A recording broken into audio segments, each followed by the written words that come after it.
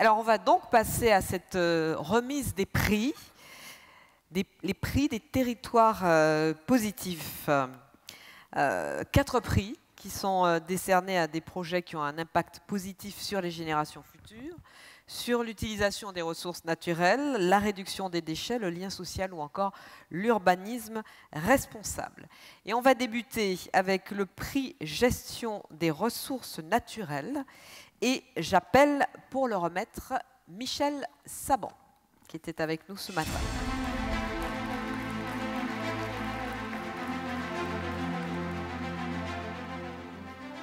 Alors, je vais vous laisser le pupitre, Michel, puisque moi, j'ai un micro. Voilà. Oui, mais l'idée, c'est que le lauréat ou la lauréate vienne à côté de vous, que vous soyez, que ce soit convivial et tout ça, vous voyez. Ne me cassez pas toute ma scénographie. Non, non, je vous taquine, bien sûr. Alors, nous allons remettre, cher Michel, le prix Gestion des ressources naturelles. Je sais que vous avez toujours rêvé de faire ça.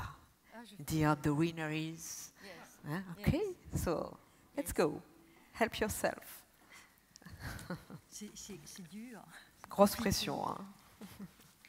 Alors, le prix, j'entends une voix, le prix de gestion des ressources naturelles, diète méditerranéenne, revient au maire de... revient à diète méditerranéenne. Oui, il revient à diète méditerranéenne et le récipiendaire, qui va le recevoir, c'est un ami, mais c'est surtout une ville que j'aime, et je lui ai dit tout à l'heure, c'est le maire de Chefchaouen, monsieur Mohamed Sefiani.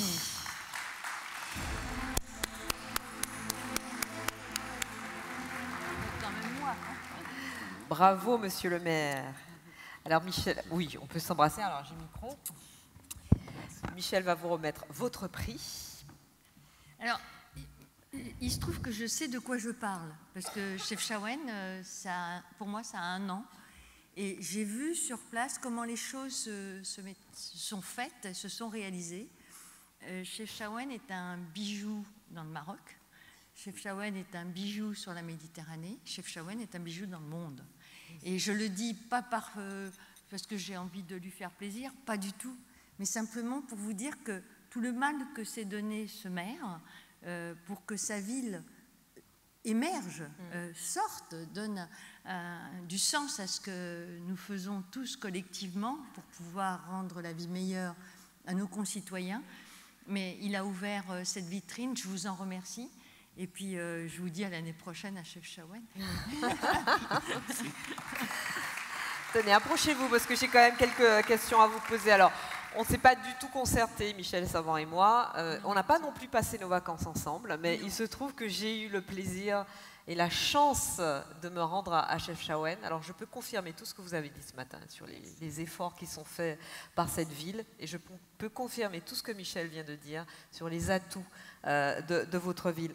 Racontez-nous un petit peu ce programme Diète méditerranéenne. C'est de la valorisation de l'art culinaire et traditionnel de la ville. Et c'est aussi de la culture. Racontez-nous. En quelques mots. Hein. Exactement. Je ne sais pas comment je vais parler parce que je suis vraiment ému par l'obtention de ce trophée et par des paroles très sympathiques de 2 femmes que je respecte beaucoup. Et j'ai découvert ce matin que vous avez visité la ville de Chefchaouen récemment. Oui, Michel, je sais qu'elle a visité il y a un peu plus de temps. Mais la ville de Chefchaouen, c'est une ville, comme j'ai dit ce matin, c'est une ville d'environ 50 000 habitants. Donc c'est une ville intermédiaire et elle est chef-lieu d'une province d'environ 500 000 habitants. Et je dis toujours avec mes amis, avec les citoyens, les habitants de la ville, que nous avons 3 atouts importants. Nous avons le patrimoine, que ce soit matériel ou immatériel. Nous avons aussi la nature et l'environnement, qui sont quand même entourés de 2 parcs naturels. Et nous avons une société civile très forte, très engagée. Et là, à partir de là, il y avait une vision, bien sûr, qui est partagée par les acteurs locaux, les actrices locales. Et nous avons, depuis 2009, travaillé ensemble et nous avons présenté un dossier commun avec d'autres villes de la Méditerranée, en Espagne, en Grèce, en Italie. En 2010, novembre 2010, nous avons été reconnus comme patrimoine immatériel de l'humanité, Dieta Méditerranea. Ce n'est pas le régime pour maigrir, mais c'est un mode de vie. Non, pas vraiment. Ça, c'est sûr. Mais c'est surtout le mode de vie. Le mode de vie méditerranéen qui est très sain, qui est convivial, qui valorise les produits de terroir, qui utilise bien sûr les circuits courts, qui fait la promotion de l'économie sociale et solidaire, les coopératives, notamment les coopératives des femmes, en agriculture, en agriculture durable, en artisanat. C'est la musique, c'est la convivialité, c'est manger ensemble, c'est très sociable. Et c'est la recette. Le bleu de Chef Chaouen. Oui, nous avons la ville, c'est une ville qui est bleue, parce que aussi, et j'expliquais ce matin ça à Jacques aussi, chaque année, parce que nous valorisons une ancienne habitude que nous avons depuis longtemps, mais depuis une dizaine d'années maintenant, chaque année, nous sortons ensemble avec les femmes, les enfants, les écoliers, les élus, la société civile, notamment les associatifs, pour peindre ensemble la vie en bleu. C'est la chaux, on fait une poudre, ça ne revient pas très cher, 2 000 à 3 000 euros, nous faisons la peinture parce que c'est la chaux, donc nous faisons la maintenance de la ville avec un montant qui est très petit, mais c'est très symbolique, c'est très engageant en termes de participation citoyenne. Et la Dieta Méditerranea, c'est des produits de terroir que nous avons dans ce territoire, c'est la relation rurale-urbaine que nous risquons de perdre, et c'est l'art culinaire, parce qu'on mange ensemble et on mange des choses importantes. Vous avez la gastronomie française qui est très gastronomie française qui est très riche, et d'ailleurs durant la même année, en novembre 2010, c'est la Dieta Méditerranea, c'est la gastronomie française et c'est le flamenco et autres. Merci beaucoup Mohamed Sifiani. Oui, allez-y Michel. Je voudrais m'adresser à Jacques Attali.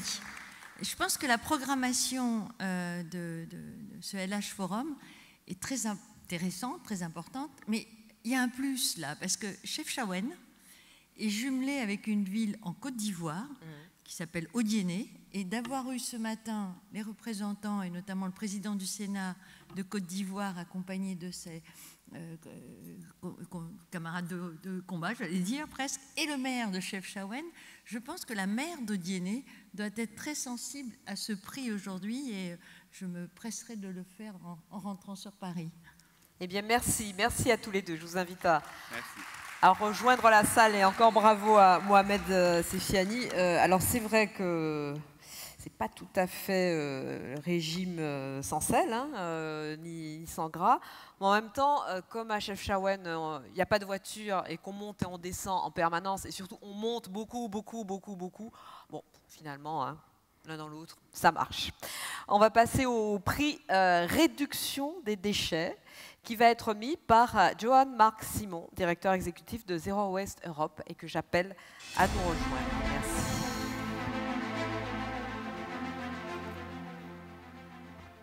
Bonsoir et merci de nous rejoindre, Johan. Alors, c'est à vous de nous dire qui est le winner, qui est le lauréat de ce prix, ou la lauréate. Bonsoir. Et alors, les prix à la réduction de déchets, c'est qu'on vit de produits, c'est pour M. Sébastien Duquesne, directeur région Normandie Phoenix. Sébastien Duquesne, directeur région Normandie Phoenix, pour le projet Seconde Vie des produits. Bravo, félicitations, bonsoir. Johan va vous remettre le prix. Je vais vous laisser vous avancer pour nous donner quelques... déjà pour nous dire votre réaction, puis nous donner quelques précisions sur ce projet Seconde Vie des produits. D'abord, nous sommes très contents. Non seulement au nom des 90 collaborateurs aujourd'hui de Phoenix, mais aussi des 500 associations partenaires et des 900 entreprises partenaires qui vont dans cette direction de la réduction des déchets. Mais en fait, vous avez des clients, ce sont des particuliers ou ce sont des entreprises ? Alors ce sont des partenaires, entreprises. Partenaires pourquoi? Parce que aller vers le zéro déchet, ça ne se fait pas tout seul. Ça se fait surtout avec non seulement un chef d'entreprise, mais aussi toutes ses équipes. Et aujourd'hui, par exemple en Normandie, nous parvenons à des hypermarchés zéro déchet alimentaire. Ça veut dire qu'il n'y a plus de poubelles qui sortent de ces déchets. Et ça, on le doit non seulement au chef d'entreprise qui est forcément visionnaire, mais aussi à chaque employé de ce supermarché, de ces hypermarchés, qui à chaque fois qu'il fait un geste, se pose la question, est-ce que je mets à la poubelle ou est-ce que je revalorise par une meilleure commande? Est-ce que je revalorise par une meilleure vente en date courte, par le don aux associations ou encore par le don à la valorisation animale en proximité? Donc vous leur apprenez à faire mieux, vous leur apprenez à lutter contre le gaspillage. Et est-ce que ça marche? Est-ce qu'ils sont contents? Bon, les résultats économiques sont de toute façon à la clé de ce succès, et ça marche. Ça marche parce que, par exemple, notre modèle économique est basé sur cette recherche de valeur de ce qui est aujourd'hui les poubelles, et lorsque l'on parvient à retirer de la valeur de ces poubelles, alors notre modèle économique, c'est de se partager la valeur. Et aujourd'hui, Phoenix parvient à développer sa solution et aller encore plus loin, parce qu'on va bien au-delà aujourd'hui de l'alimentaire. On va aller chercher auprès de ces entreprises de la valeur dans les déchets non alimentaires, dans tout ce qui va être une meilleure revalorisation du carton, du plastique et des 52 autres filières de déchets possibles dans un hypermarché. Mais on travaille aussi, bien entendu, sur l'événementiel, sur les entreprises non alimentaires de bricolage ou de matériaux de construction. Quelque chose me dit que tous ceux qui sont dans votre sillage, là, tous ces gens que vous formez, que vous informez, sont gratifiés, sont heureux de faire ce qu'ils font. Et en fait, c'est un cercle vertueux. Plus on en fait, plus on a envie d'en faire. Plus on fait des gestes qui empêchent le gaspillage, plus on cherche à s'améliorer. Oui, c'est tout à fait le cas. Et ce qui est étonnant, c'est une des craintes des associations. Au début, lorsque l'on a commencé à intervenir en magasin, ils ont dit « mais alors, on n'aura plus rien ». Mais la casse, ce qu'on appelle la casse, est inhérente au milieu, à ce milieu de la distribution. Et en fait, les associations reçoivent plus grâce à notre intervention, parce qu'il y a tellement de choses aujourd'hui encore dans les poubelles que lorsque l'on fait de la prévention, lorsque l'on agit bien avant que le produit ne devienne un déchet, alors l'association bénéficie aussi. Eh bien, bravo et merci beaucoup, Sébastien Duquesne. Merci à Joanne, merci. Je vous laisse rejoindre la salle. Troisième prix, c'est le prix Urbanisme responsable qui sera remis par Luc Lemonnier, le maire du Havre. Monsieur Lemonnier, s'il vous plaît.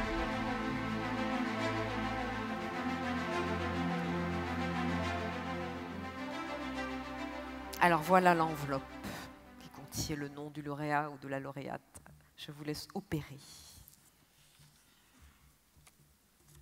Alors, le prix Urbanisme responsable pour une culture sur toit à la Chapelle internationale, un ancien site ferroviaire, le 18e, est remis à Sébastien Duquesne pour Cultivette. Alors il revient.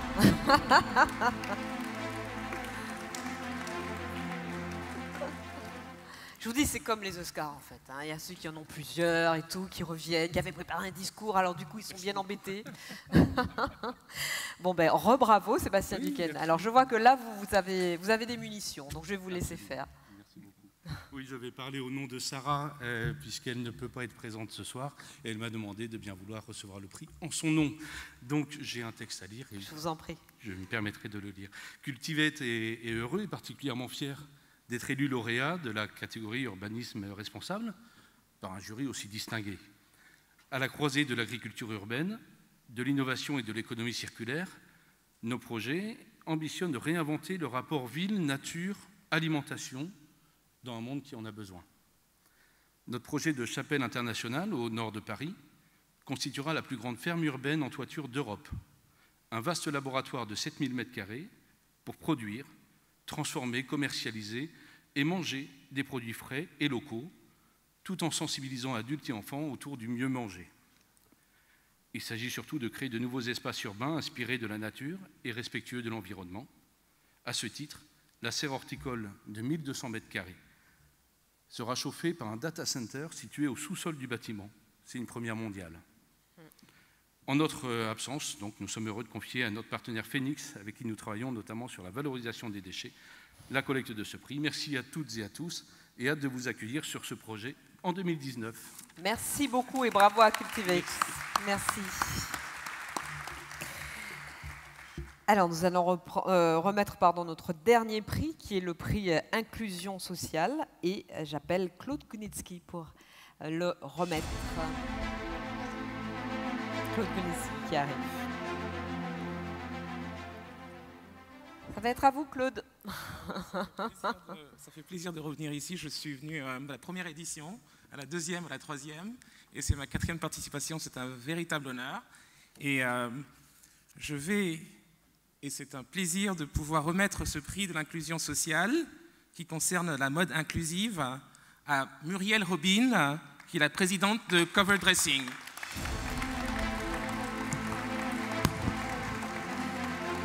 Merci beaucoup.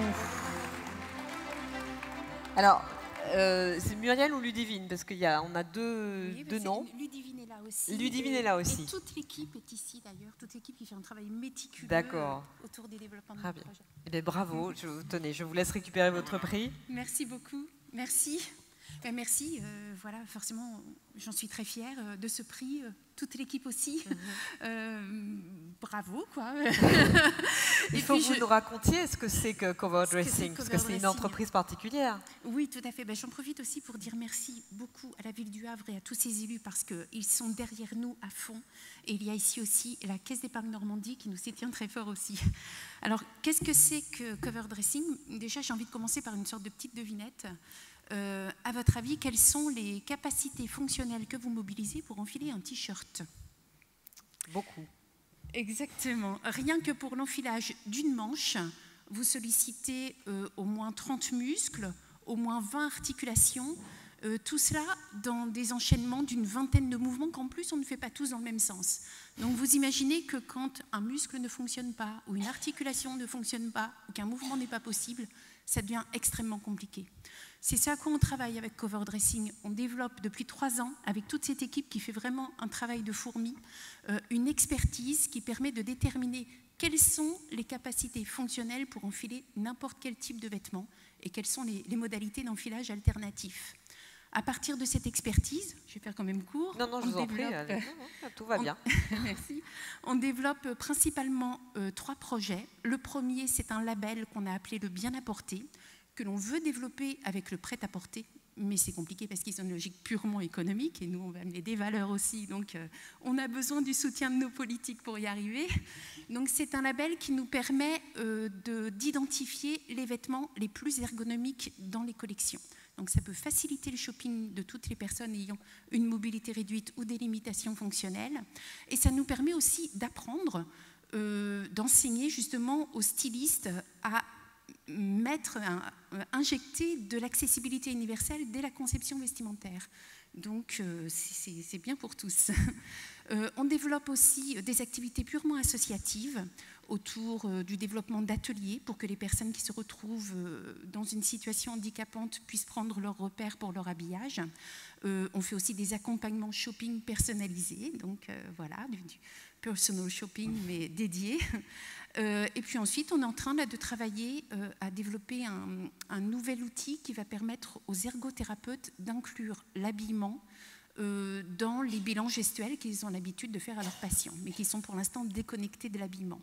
Donc voilà tout ce que l'on fait ensemble. Je pense qu'il y a un potentiel énorme derrière ce projet.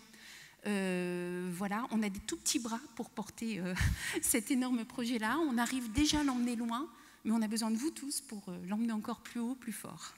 Merci en tout beaucoup et bravo. Bravo Muriel Robin. Merci. Moi, je voulais quand même rajouter quelque chose tout en félicitant Muriel et l'équipe de Cover Dressing, parce que je voulais rebondir sur ce qu'a dit Madame la secrétaire d'État auprès du Premier ministre. Et cette phrase qui m'a inspiré, c'était le fait de faire de la singularité une richesse. Et lorsque je vois un prix comme celui-ci, ça me fait penser à une campagne de l'État fédéral du Brésil que j'ai vue il y a une dizaine d'années. Et c'était une phrase toute simple avec une affiche avec une personne à mobilité réduite. Et la campagne, les mots, c'était « Je suis différent, c'est normal ». Et je pense que c'est ça qui est l'esprit de l'inclusion aujourd'hui. Merci beaucoup. Absolument. Merci beaucoup. Merci beaucoup. Merci beaucoup. Et j'ajouterai, puisqu'on parle de campagne, que je me souviens très bien de cette campagne mené il y a quelques années, 4 ou 5 ans en France, sur le handicap invisible. Est-ce qu'il existe aussi des personnes qui sont, voilà, apparemment ne présentent pas de handicap, mais ont une légère différence par rapport à ce qu'on pourrait considérer comme une norme. Et la personne qui était venue m'en parler m'avait dit, voilà, nous sommes des êtres différents, mais surtout nous sommes des êtres singuliers. Et ça m'avait beaucoup touchée. Donc je rejoins effectivement ce qui vient d'être dit. Merci à tous d'avoir été des nôtres. C'est la fin de notre première grande journée du LH Forum. Deuxième si on compte celle des lycéens hier. On se retrouve demain matin pour une nouvelle journée remplie de rendez-vous, de discussions, tout ça dans un esprit évidemment positif. On va commencer comme ce matin par une séance de méditation et de ressourcement intérieur. Merci beaucoup. À demain probablement.